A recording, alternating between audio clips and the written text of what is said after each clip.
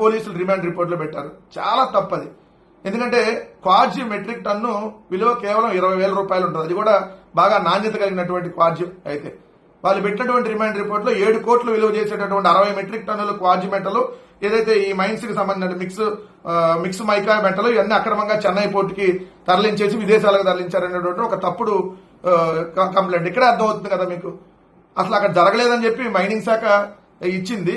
వాళ్ళు ఇన్స్పెక్షన్ చేసి ఏం జరగలేదు, అక్కడ అసలు అక్రమ మైనింగ్ అనేది జరగలేదు, అక్కడ 1050 మెట్రిక్ టన్నులు నిల్వ ఏదైతే అలానే ఉంది అని చెప్పినా కూడా తప్పుడు కేసు పెట్టి ఈరోజు అరెస్ట్ చేశారంటే, అంటే వైఎస్ఆర్ కాంగ్రెస్ పార్టీ జిల్లా అధ్యక్షులను కానీ మాజీ మంత్రులు ఎవరిని వదిలిపెట్టం. మేము అందరినీ అరెస్ట్ చేసి ఈ ప్రభుత్వంలో జరుగుతున్నటువంటి ఏదైతే దుర్మార్గాల్ని, ఏదైతే ఈ ప్రభుత్వంలో జరుగుతున్నటువంటి అన్యాయాల్ని వైఎస్ఆర్ కాంగ్రెస్ పార్టీ వాళ్ళు ప్రశ్నించకూడదు, ప్రశ్నిస్తే అరెస్ట్ చేస్తామనేటటువంటి టార్గెట్ లో భాగంగానే కాకాని గోవర్ధన్ రెడ్డి గారిని అరెస్ట్ చేయడం జరిగింది. దయచేసి ప్రజలు కూడా ఈ ప్రభుత్వం చేస్తున్నటువంటి దుర్మార్గాల్ని ఎండగట్టాల్సినటువంటి అవసరం ఉంది. వీళ్ళు చేసేటటువంటి తప్పుడు ప్రచారాన్ని, ఈ కూటమి ప్రభుత్వం చేసేటటువంటి తప్పుడు ప్రచారాన్ని దయచేసి నమ్మొద్దని చెప్పి ప్రజలకు చెప్తూ, ఇలాంటి అక్రమ అరెస్టులకు వైఎస్ఆర్ కాంగ్రెస్ పార్టీ బెదిరేటటువంటి ప్రసక్తి లేదు. ఇంకా బలంగా ఈ ప్రభుత్వం మీద పోరాడతాం.